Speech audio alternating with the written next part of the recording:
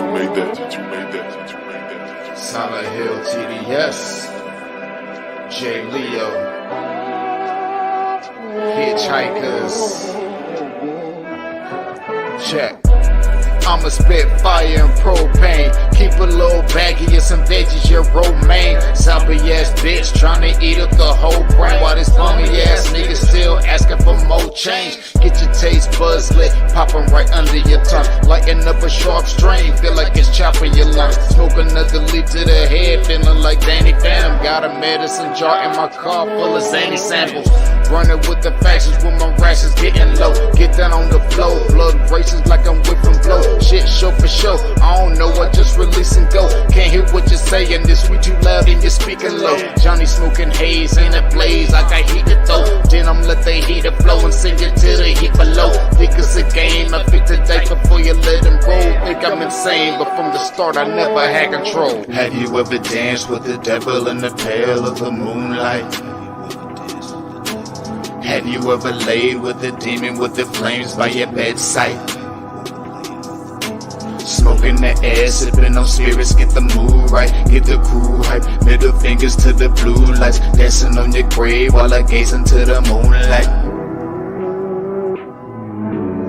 Rolling through the city, heart is empty, but I'm feeling frisky, knowing I can make it even though these niggas want it in me. Got some rolling papers and some bitches, yeah, we getting litty, feeling out of place. Fuck it, I got my niggas with me. We on a long road, smoking trees and bagging hoes. Love is faded, I'm jaded, consequences are never told. Running out of character, the real me is getting old. Facing the facade, 50 shades, and I fall below.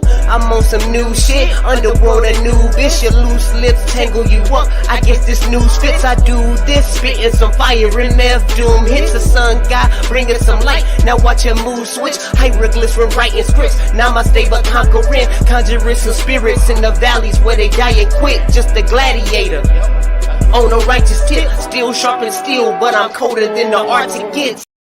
Yeah. What's up? What is up, everybody? Everybody say what's up. How's everybody doing today? As always, it's your boy Wildcard Martin here. Hope everybody is having a fantastic Monday. It is Monday, new work week. Hope everybody had a fantastic weekend. Hope everybody is doing their thing. As always, that is the homie 40 Water, aka Silent Hill TDS. You see what's going on the bottom of the screen. Him and the homie J. Leo, Pale Moon Devil Dance is the song. Y'all can go show them cats some love and support over on YouTube. You see it scrolling on the bottom of the screen. At Hitchhikers is their YouTube address. And of course, while you're over at YouTube, please go show us some love and support. I.O.W. Sports Network is the YouTube channel. That's where all the content is contained. All of it. All the content is there. Please give us a shout. Give us a holler on YouTube. When in doubt, you can always follow us on Instagram, I.O.W. Sports Network. While you're taking a break from looking at your Instagram models, please give us a like, share, follow on Instagram. You can also give us a shout on Twitter. In between your Twitter beefs, I.O.W. Sports 1. Yes, we are on Twitter as well. And most importantly, come on over to the Facebook page. Yes, the Facebook page. And come show us some love. You feel me? Come show us some love. We everywhere. But the Facebook page is strictly for you. Yes, you. I'm looking right at you. You, the viewers, the listeners, those who get a chance. You can have your own sports take. Drop your own comments. Sports memes. Drop them. And we emphasize on the network part for sure. So if you have your own content, your own sports media content, or you have some type of other podcast, or hell, you got a small business, that's the point of networking. Let people know the goods and services that you do provide and are available for the public. All right.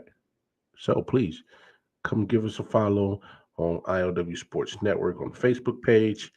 Follow on the YouTube page. We are everywhere. Yes, we are. Without further ado, as always, y'all know how we get down. Y'all know how we get down. Usually it's Walker Mark's top plays from the night, but no, this is from this weekend. I don't care. I chose to have these plays.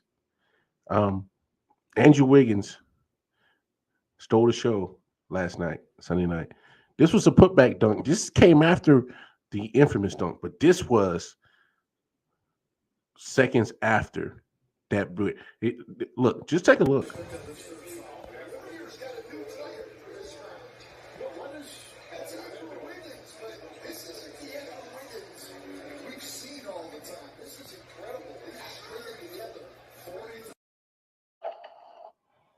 Andrew Wiggins has been bowling. Andrew Wiggins has been out of control, and that putback dunk wasn't even the half of it. Great putback dunk, bad boxing out by Luka, obviously, but this is what everybody's been talking about. Brunson defends, snaps it outside to Wiggins, goes by Bull. Drops the sledgehammer! But they're going to wipe it away. They called an offensive foul. Successful challenge by Steve Kerr and the Warriors. It's not an offensive foul on Andrew Wiggins, nor is it a defensive foul on Luka Doncic, but it is a good bucket and poster by Andrew Wiggins. Challenge successful, and Wiggins has his third career playoff double. Yeah, he is balling. Shout out Sincere King. What's up, King? I see you. Salute my boy Sincere King. My man's doing major business out there. Sincere been holding it down for a long time. The Black On podcast, they have been filming lately. He's been busy. Empire Logistics. I mean, the man's been all over the place. Shout out Sincere King, man. Always a pleasure to see you pop up in this giant. But yeah, Wiggins has been balling.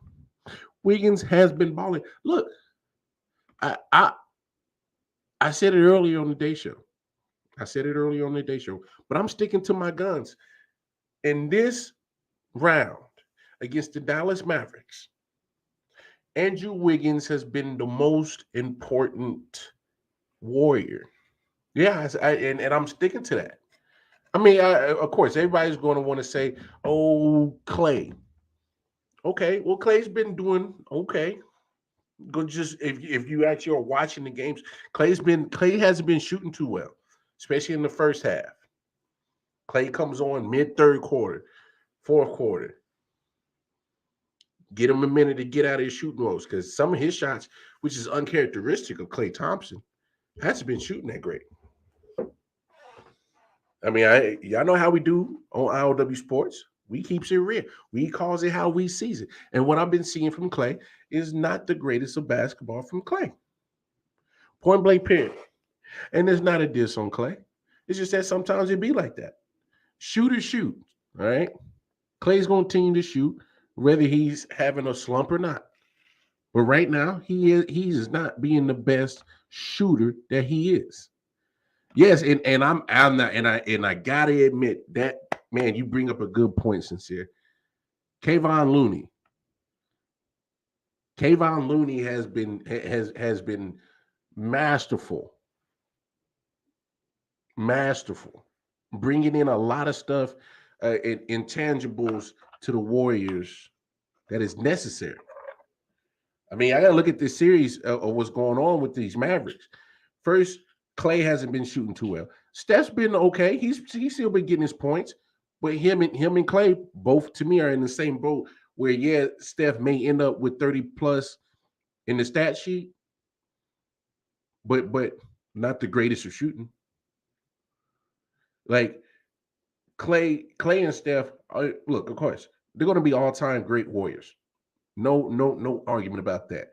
But just because they are people's favorite, just because they have been part of that big core between Klay, Steph, and Draymond, they've been a part of that core. that's made the Warriors what they are. I get it. But you got to admit right now,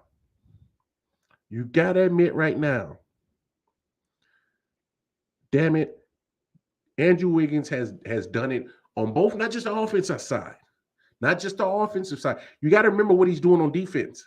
He's picking up Luka pretty much the whole court. He's guarding him the whole court. And if anybody was really paying attention to the series, there's a lot of times that Andrew Wiggins is guarding Luka so well, he's denying access for Luka getting the basketball. Where people are looking to pass to Luka, and Andrew Wiggins is cutting off passing lanes. He is playing phenomenal defense. Andrew Wiggins is playing phenomenal defense against Luka Doncic. My man Sincere says the ball moves better for Dallas when Luka is on the bench. Yes.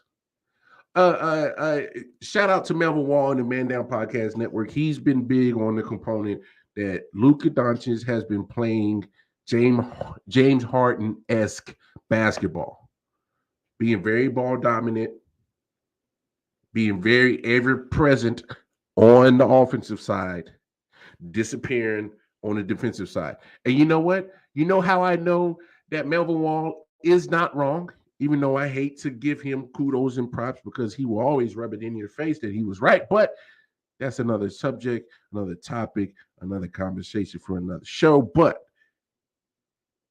even Jason Kidd himself understands what he has with Luka. Because Jason Kidd has dropped the comment that he wants more LeBron James basketball than James Harden. But let's be honest, James Harden, Luka Doncic, LeBron James all play the same style of basketball. Very ball dominant, facilitate when need be. All right? So they all play pretty much the same. Of course, there's different levels to it. Obviously, I would go with LeBron James before James Harden any day. Yes. Because I know with LeBron James, he at least has championship pedigree to him. Say what you want of losing 6 finals. He's won 4. All right? Say what you want about the guy. He's won 4 championships. He's a winner. He's a champion. You know, I'm not big on LeBron. But he and I agree with you, Sincere. He is more of a natural facilitator, but he is very ball dominant. When he is ball dominant, and yeah, he is more of a, like I said, I agree with you, Sincere. He is more a natural facilitator, but he will facilitate when deemed necessary. James Harden, Luka, they not looking to pass the ball; they're looking to score. LeBron James is looking to have the right play. And if the right play is passing it, he'll pass it. If the right play is for him to take it to the hoop, he'll take it to the hoop. But all three are very ball dominant. So that's when Jason Kidd makes his comment and says, I want more LeBron James than James Harden. Of course he would. Who wouldn't? But we need to have the conversation of people saying Luka don't have help. From what I've been seeing, Luka's been getting the help. He's just running into a better team. Jalen Brunson's been phenomenal for the Dallas Mavericks. Been getting 20 plus. Spencer Dinwiddie getting 26, 20 plus. Game 3. Or I'm sorry, game 2. Game 2 in Golden State. Spencer Dinwiddie was off. Reggie Bullock. I call him Bullock, but all of a sudden now this year he wants to, no, it's Bullock. After this dude's been in the league for, at least 10 years. Now he wants to correct and say it's Bullock. But Reggie Bullock, game 2, puts up 20 points. Game 3 yesterday, 0 points. 0 for 10, I think I saw at one point in shooting. Kept shooting threes though. Wasn't hitting the damn ocean in the middle of a yacht. So let's not sit up here and act like Luke is not getting contributions from everybody else. The thing is, with Luka being so ball dominant and not a natural facilitator like LeBron James, he's more James Harden-esque, where he feels is necessary for him to be Superman. Try to take the game on his shoulders, take the team on his shoulders, and drive them to a win. It may have gotten you there to the Western Conference Finals, but not beating this team, not beating Golden State Warriors. How luxurious is it of the Golden State Warriors for your top two shooters in Steph and Clay to been kind of having a mediocre series against Dallas? Mediocre, yeah, I'm saying it. Mediocre to their standards, or my personal opinions on what kind of games that I know that I've seen them play, and it's been real mediocre. How great is it that your top two scorers have been having mediocre series against Dallas, and yet you have a 3-0 lead? Draymond Green, the other key part of that tripod. Yeah, luxurious. Phenomenal. I mean, come up with any damn adjective you want. How great it is. You know, you wild, sincere. So I'm gonna use that the rest of the week. But let's be honest. How great is it as a? I know Steve Kerr's happy about this. I got my top two scorers have been mediocre. Draymond Green has been getting into foul trouble. No worries. Got no worries. We're going to be just fine. Everybody relax. Yes, hey, relax. Calm down, Bay Area. We're good. Because Jordan Poole is going to do Jordan Poole things. He's going to give you 20 plus. Oh, no worries. Still calm down. No needs to worry. If Draymond Green gets into foul trouble, Kayvon Looney has been balling out of his damn mind. Rebounding, defense. He scored his career high in game 2. So let's not fret. Bay Area, no. And all you Golden State haters, man, y'all gonna come out the woodworks now. They have something else to hate on, because this Western Conference Finals, I said Golden State in 5. This shit might look like a sweep. We'll find out tomorrow night. But it don't look too promising for good old Dallas Mavericks. If there's any time you go ahead and try to get damn Dirk Nowitzki to come play just 20 minutes, this might be the time to save the franchise, because it's looking real grim. Looking real bleak. Looking real sad right now for Dallas Mavericks.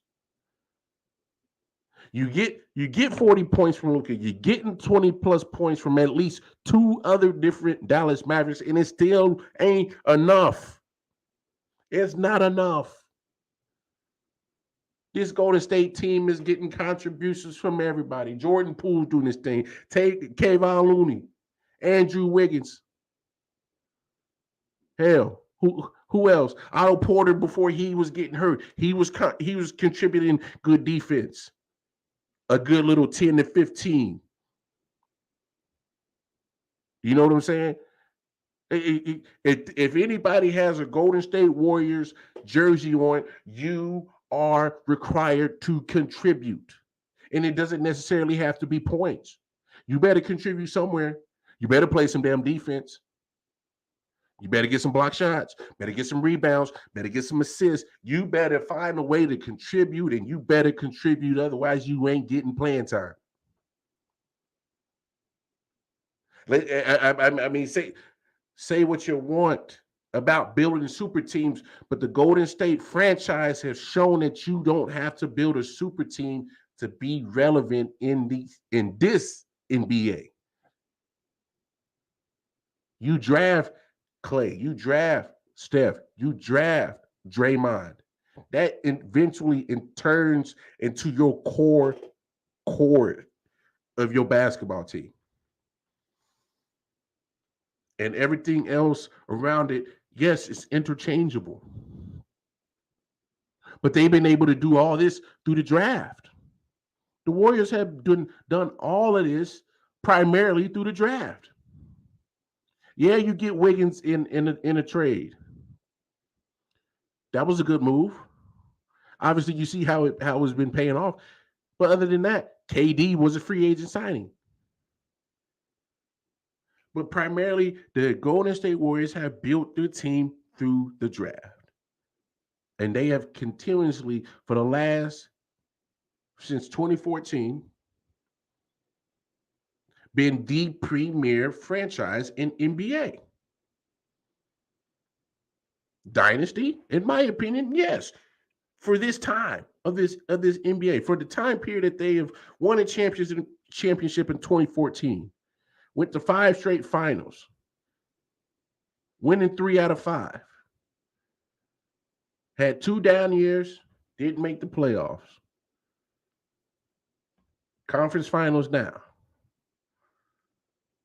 So if you look at it at a span of the last 7-8 years, name another franchise that is putting up more work, winning more championships, being consistently there at championship caliber franchise. Name another franchise that has done what the Golden State Warriors has done the last 10 years. Within the last 10 years, I'll wait. Golden State Warriors are not just a phenomenal franchise. But to me, they are the blueprint of today's basketball in the NBA.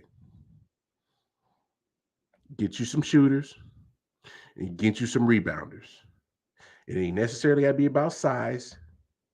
It needs to be about the fight in the dog. Because the Warriors are a small team. Kevon Looney is probably their biggest guy. And he's probably, 6'9", 6'10", 280, 250, 260, somewhere in there. They're not a big team. Golden State's not a huge team. Not size-wise. Not at all. They are the blueprint of what this basketball landscape in the NBA looks like right now.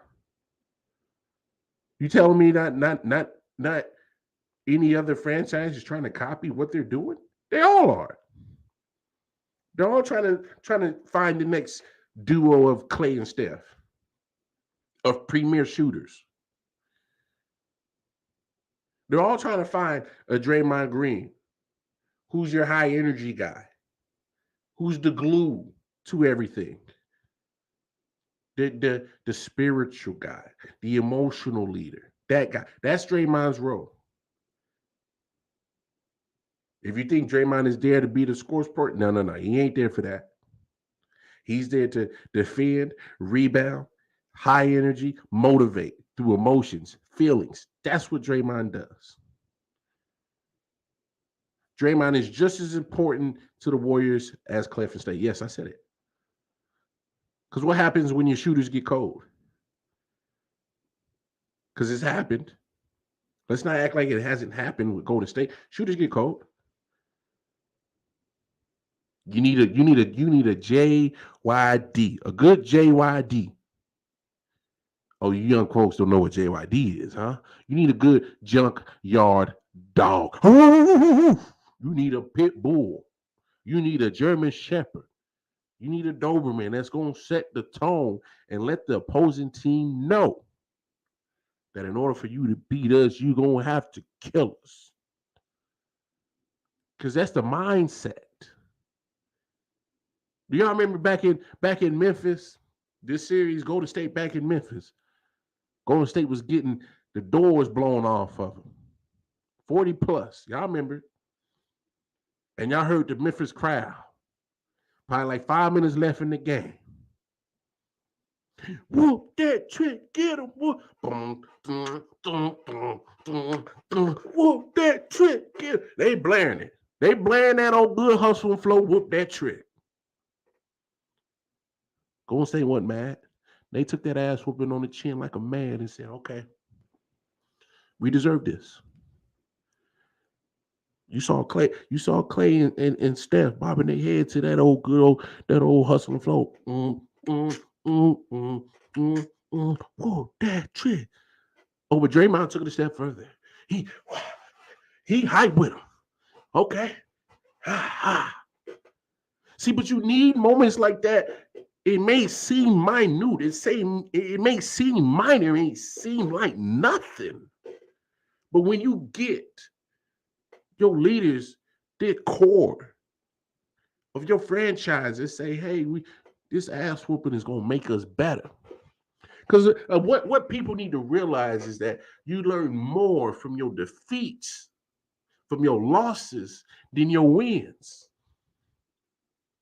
So this is a franchise that's won a lot since they've been together. Won 3 championships.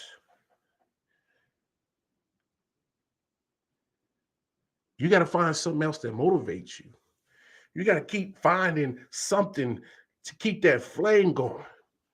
And I'm not saying they lost and got that ass whooping in Memphis on purpose, but since that ass whooping, I believe they 4-0.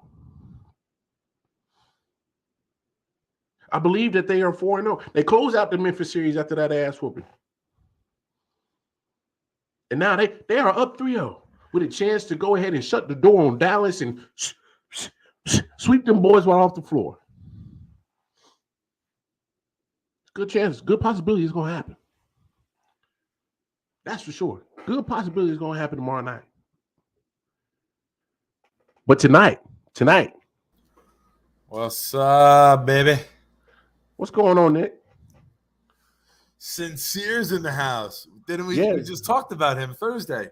Yeah, I don't know if he's still here, but yeah, he was definitely chopping it up with me for a second ago. What's up, brother? What's up? I just want to let you know I have not moved from the computer chair. Well, all these jinglings. Well, obviously, I saw you on Weapons Hot with CJD Simone and the fellas. We did our show, Yeah. and then at 7 I went on with CJ, and then that ended at 8:30, and I was gonna go live on my Jet channel, and my buddy Jeremy went live, and that show just ended 2 minutes ago after almost like 3 hours. I haven't moved. Sincere's still in the building. He said, "What's up, my nigga?" Hell yeah. I'd say the same thing to you if we weren't on a recording air, brother. If we were not on a recorded air, I'd say the same thing, and I'd give you a big hug. What's up, No, you just make sure you emphasize the K. Well. Just make sure you emphasize the K. I would not even roll the dice with that. I told you what my mom said one time, right? I told you this story. I think I don't know if it was on air, but I'll tell it. My cousin John, my dad's brother, had a baby with a black woman, so he's half black. And in 2010, he came out for the Jet playoff game. He was out for Christmas and holidays, and we were at my house, and he was there.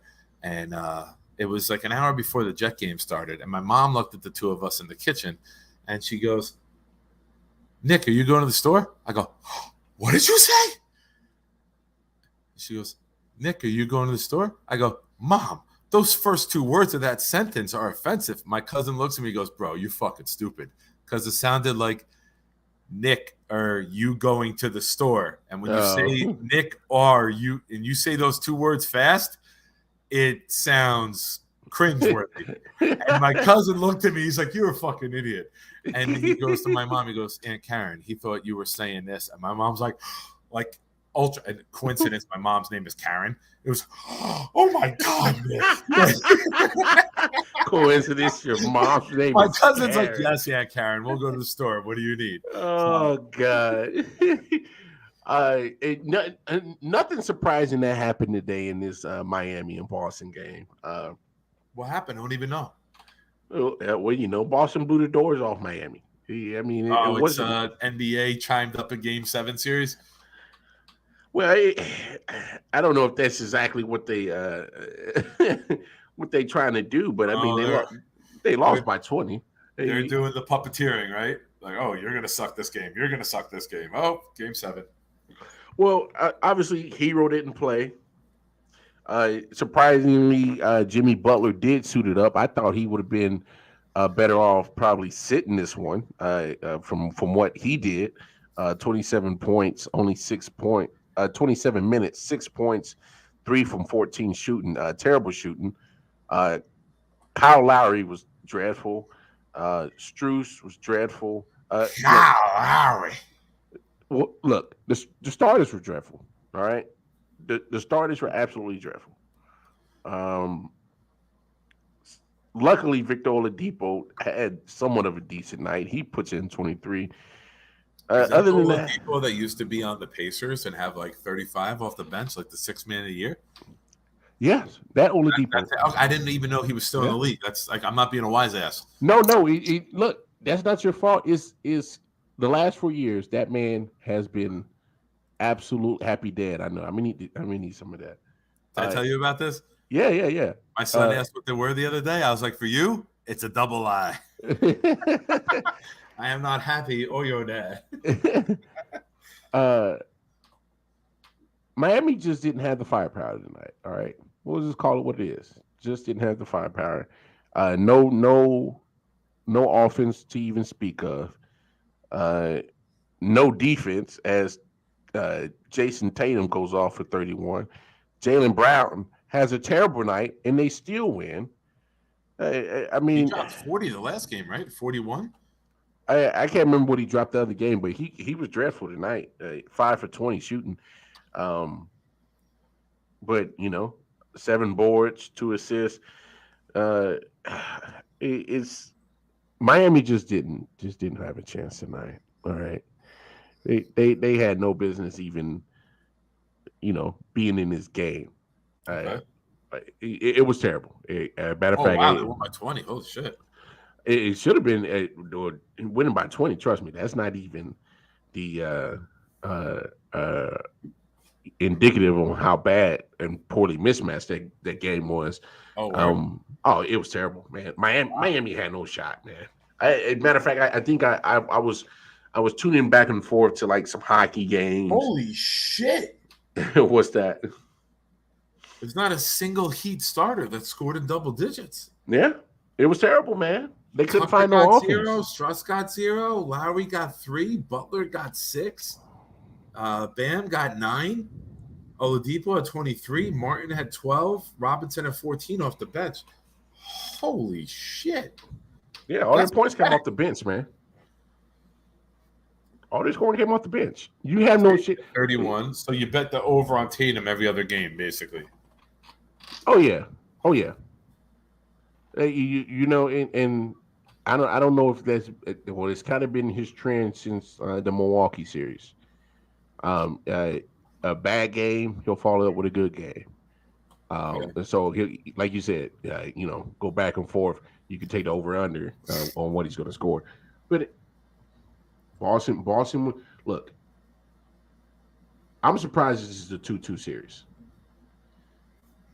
I said Boston would win in 6, but I did not expect that they would have to win tonight to even tie the series. Okay. It's just I just thought that they were the better team. I thought that Miami would probably steal 1 or 2 games in Miami, and they stole 1 in each city. So now, to me, if Boston doesn't close this out, it says a lot about Boston more than anything. Miami's just not. I don't think they had the offense to compete. They just don't. Tyler Hero, who was the 6th man of the year this year, and was actually Miami's leading scorer in the regular season, but he didn't play tonight. You saw the difference in that. Jimmy Butler, who was hurt last game, missed the second half in game 3, comes back game 4. You could tell he wasn't 100%. I thought he did more harm than good, even being out there. Just sit it out. I get it. Jimmy Butler is a competitor. I get it. Competitor. But I thought he did more harm than good. It just wasn't there today. Just wasn't there. But no, we'll see how this shapes up. Of course, there's game 4 tomorrow with Golden State and Dallas, and then game 5 on Wednesday for Boston in Miami. So we probably could by the end of the week have our finals already set in stone. So I'm willing to bet that don't be surprised you see Golden State and Boston in the finals. At least that's what I'm picking for sure. And I'll hate it. I'll have to root for Golden State, and I'll hate Boston even more. Oh, trust, I get it, homie. I get it, bro. But this is what the NBA wants right now. This is what they want this year. That's what they feel. I would love to see either one of these East teams go up against the Warriors, though. I think the level of defense that they play could be troublesome for, and you're seeing that in this series now, right? Like the Heat and the Celtics are trading jabs and going at one another pretty heavily on defense, and it's alternating game to game, right? It's not just home court advantage. They're splitting on the road. They're splitting back in Miami. So I think it's very interesting on how the way these two teams play defense bring it to the Warriors. Which is fair. You look at a team like Golden State, how do they handle physicality? You know what I'm saying? It even kind of goes back to other sports, like in football. When you get like a finesse team, like a remember back in the days, Indianapolis Colts, Peyton Manning and them, your finesse team. Yes. Take them against a physical Patriots team, and you see what happens. So maybe you have to find a way to get physical with the Warriors on the defensive side, drain them of their energy. Hopefully they come up short on the offensive side with their shots, and like I said, drain them of their energy and affect their shooting. But good luck with that. I mean, Golden State is a very deep team. Boston, somewhat as deep, not quite as deep as Golden State, because obviously you get a lot of contributions from a lot of Warriors. You get a lot of good contributions from a lot of Celtics. I don't think to the severity that the Warriors do. So I think it'd make an interesting matchup for sure. Absolutely. Yeah. So let's talk our favorite sport right here, Nick. Let's talk our favorite sport. We both love football. Curling? Hey, well, yeah, we love curling too. So what kind of broom you use? Are you using 3/4 broom? I don't know either. I'm just throwing some shit. You lost me. I did not expect the black guy to go further with the curling joke than I did.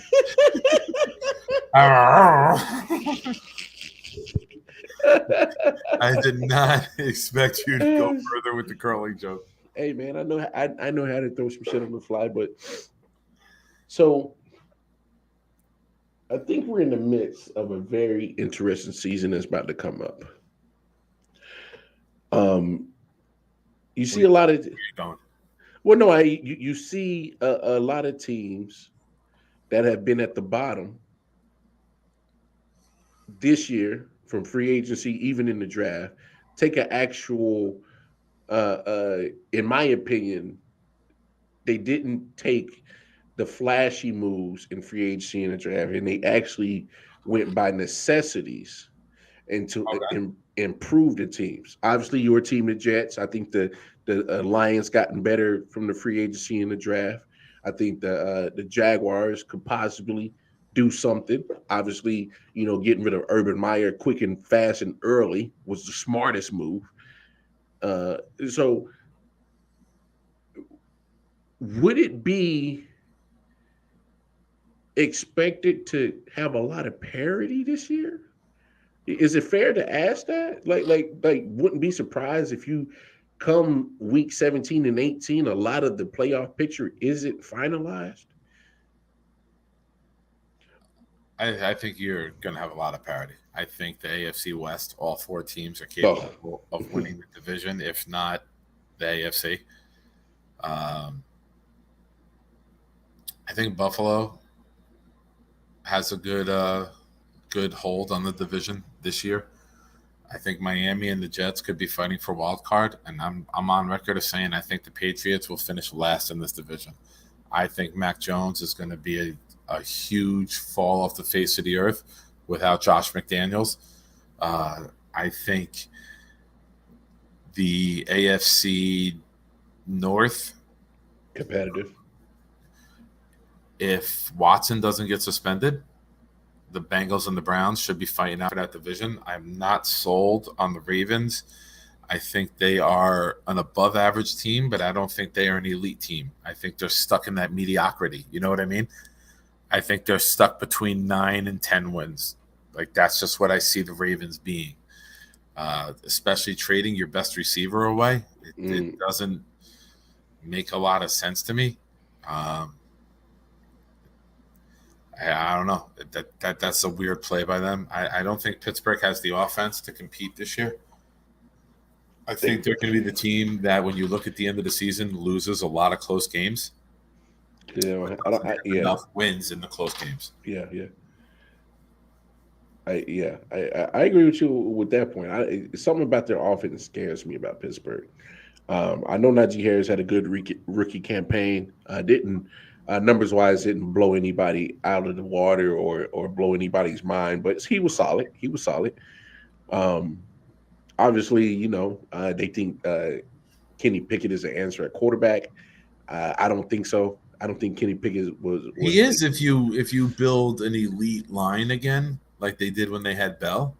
Mm-hmm.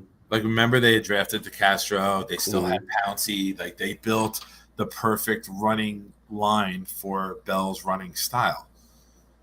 But I don't think the run game is good enough to carry the rookie quarterback. I think you can overload the box and neutralize the passing very quickly.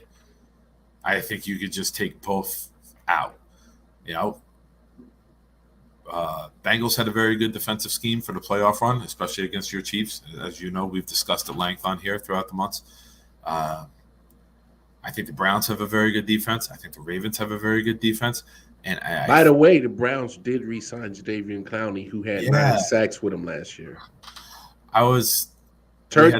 He turned down a 2-year, $14 million contract offered by the Chiefs, and took a 1-year, $11 contract. I heard he turned down 30. My son yesterday, we had the party on Saturday night, and I was on the couch all day yesterday, dozing off while he's playing video games, and he told me Clowney turned down $14 million a year, 13 or 14 a year from other teams. You're saying Chiefs was 2 years, 14? Well, I can't speak of any other teams. I know for a fact that's just what you heard from your beat. Yeah, I know for a fact that the Chiefs offered him a 2-year, $14 million, and he took the 1-year, $11 to stay in Cleveland. So I'm not sure what other teams offered him, but I can only speak for the Chiefs for what they offered him. And I'll say this, I'm not mad that he turned down the offer. Obviously, he feels that I can get more money on a 1-year deal, which he will, and be on and it's not like Cleveland's that far behind from Kansas City, if you ask me. No, not if you put Watson into that mix. Well, yeah, and that's what I'm basing that off. If you look at the roster, close, they're not far. When you have good quarterback play, you can compete with anybody. Oh, hands down. And they got the O-line, they got the D-line, they got a secondary, they got the running backs, they have multiple running backs. Who would have thought that you be in 2022 saying Cleveland's a good destination for a football player? I mean, when you look at what they did from the moment they had that Garrett Ward draft, right? Or it was Denzel Ward? Garrett and Ward? Or Denzel, yeah. Or was it Mayfield and Ward in the same draft? No, Mayfield was 2018. I think it was 2019 when they got Denzel Ward. I know they had 2 picks. Was that Garrett and Ward in the same draft? Yes, in 2019, because Garrett went 1 overall. Oh, yeah. All right. Yeah, because they had 1 and 4. I think that was the year before Mayfield. I think that was 2017 they got Garrett and Ward, because those guys have extensions already. Let me double check. I'm almost certain Garrett was the first year, and then Mayfield was the second year. Well, I know that Mayfield was first overall pick in 2018. Yeah, because Barkley went 2, Darnold went 3, maybe Ward went 4. Miles Oh, Garrett. Bradley Chubb, or maybe Ward went 4, Bradley Chubb went 5, Quentin Nelson went 6. No, you're right. It was 2017 because he was drafted. Miles Garrett went 2017 first overall. That had to have been the same year they drafted Denzel Ward. Okay. Let me double check on Denzel Ward because I once that pretty much started. I mean, everything pretty much changed for them. Where is it? What does it say? What does it say? No, I was right.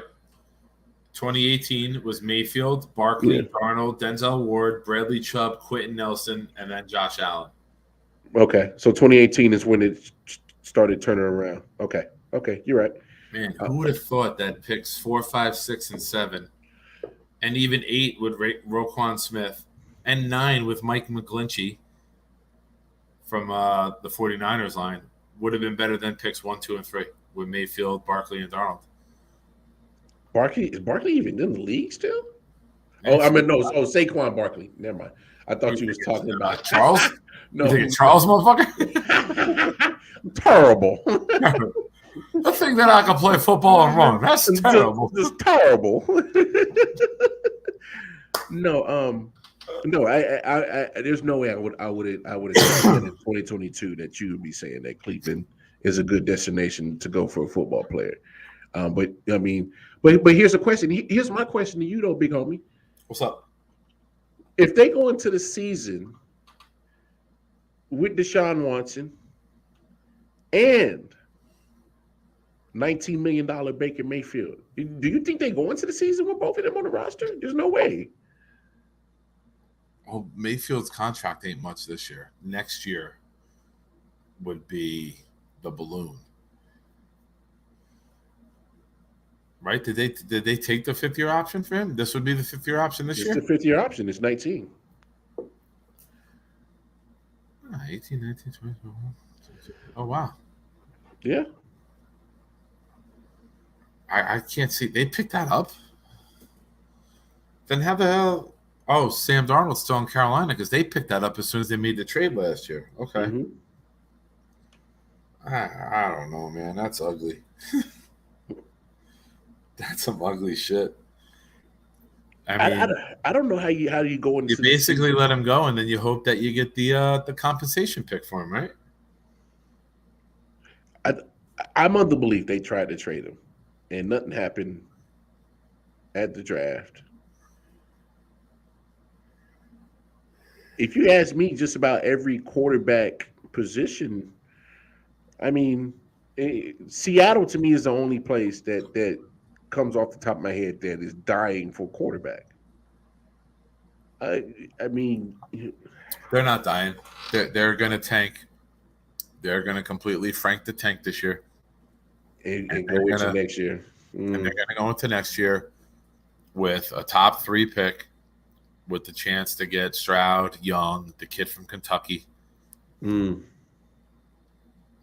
You know, it was smart. They had 3 picks this year. They drafted the lineman at 9, which we discussed at length on our show.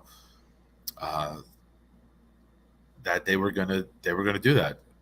We said they're gonna learn from their mistakes. We said they're gonna finally take an offensive lineman early, and that they're gonna right their wrongs and build everything up this year, but the quarterback, and then next year, go get it. Take the quarterback, and then the quarterback will come in and be able to succeed with Tyler Lockett, with DK Metcalf, and succeed early. Who's the running back they got? Penny. I can't even remember. They go through so many running backs because their running backs can never stay healthy for some reason. So they'll have a better line. They had 2 second-round picks this year. Forgive me. Go ahead and you talk about it while I look it up. I forget who they took round 2, but they had 2 twos this year.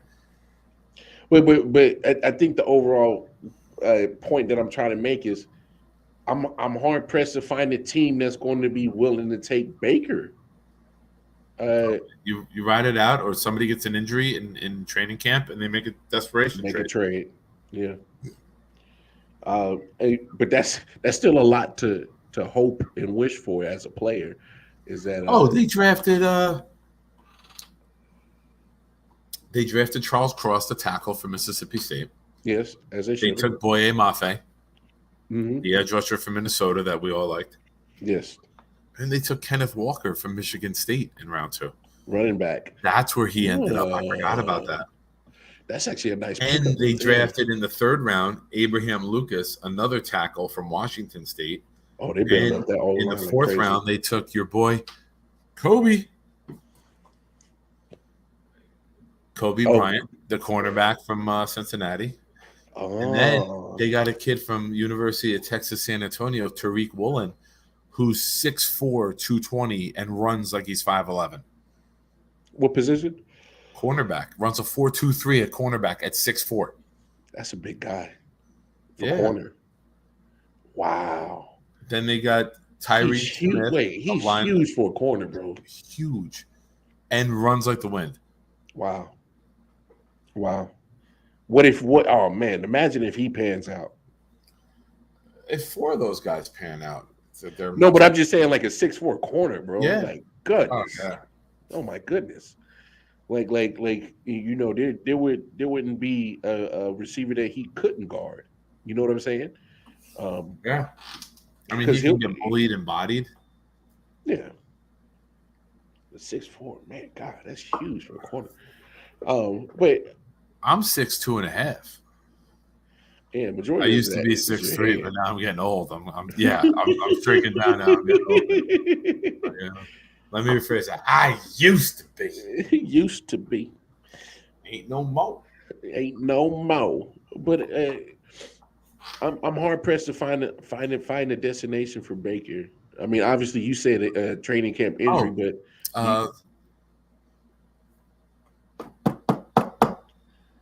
that's The Rock.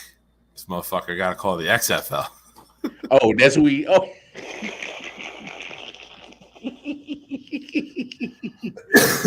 Oh, he better be making calls to Dwayne. What's your name? My name's Baker. It doesn't matter. What your name is. Oh goodness. Interesting. But I was thinking about this. If they don't move Baker, I think he's a huge distraction for Cleveland. To choose what? I think he's a distraction for Cleveland if they don't move him. I mean, it's got to be awkward when you're the starting quarterback at the Shawn. You show up to the stadium and Baker and his wife haven't opened it up for you yet, like in the Progressive commercials. It's almost like, and I just watched this movie the other day. Reference, like, and Deshaun Watson would be like Forrest Gump, like walking on the team bus, and like Baker and his wife are sitting there like, you can't sit here. Seat's taken. Seat's taken. Pass that hair. But I mean, and only reason why I say he would be a distraction, and I don't know Baker obviously personally, but of what you see on him and how he responds to certain things, social media and whatnot. He's an abrasive kind of guy. I don't know if he'll be able Quirky, to be quiet. Right? That's my new word lately. He's quirky. Quirky, yeah, but can you see Baker being quiet all the way from training camp through preseason in 18 weeks quietly? Making that money that the 5th-year option gets to not play, to not be scrutinized. Yes, I could see him sitting this year for what, 18 or 20 million? 19, yeah. Yeah, that's life-changing money, man. That's more than you've made the 4 years playing. That's good hush money. I know it is. Yeah. And then you go out next year and you get a 3-year, $30 million deal to be a backup somewhere. All right, now you've made $50 million without playing. So you're saying that at this point that Is backup or nothing else for him for Baker? I think it's backup or catastrophic injury to a starter for him to play. I don't think anybody's bringing him to start. If you could not succeed in the running, pound, and ground attack that Cleveland has built, and you had Beckham and Landry and Njoku, I just think you got to shut your damn mouth and accept the backup role and ride it out and make your damn money not playing.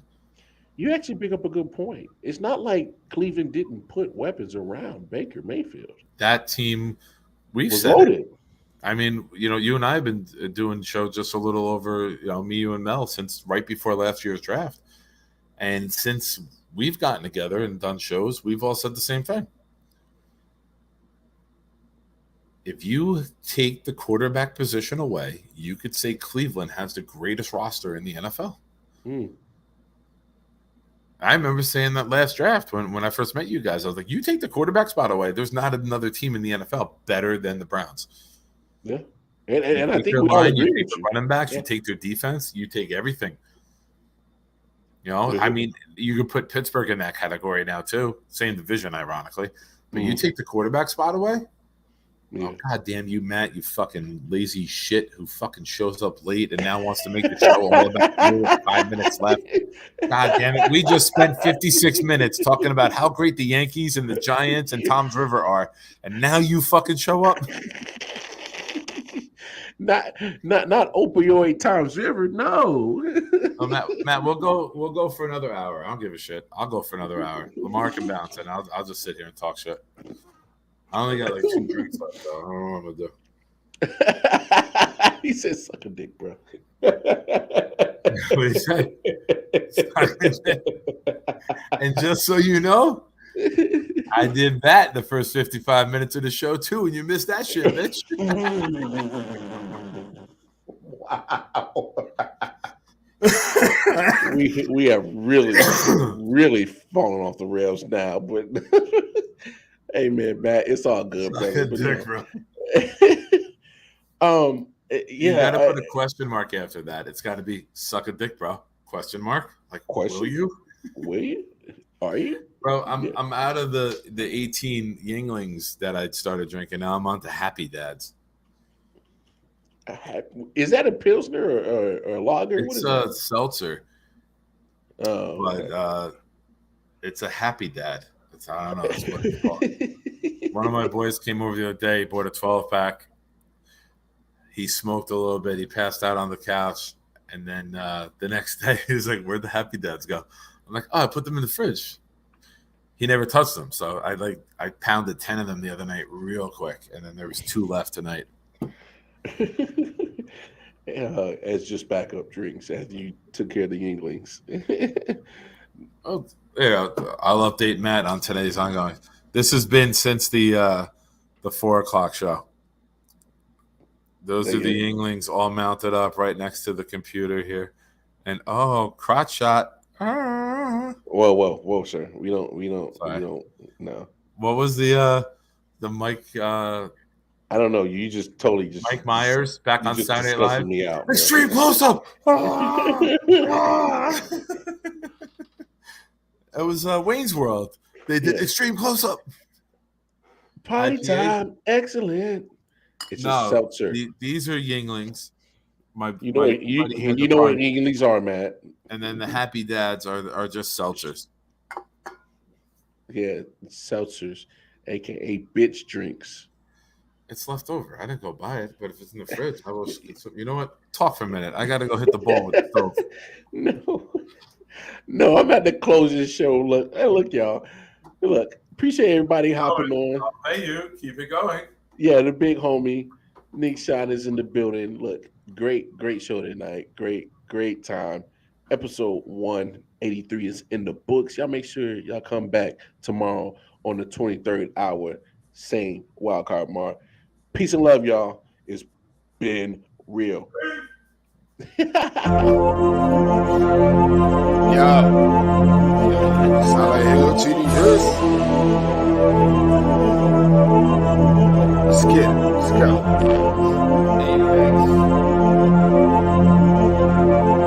Yeah.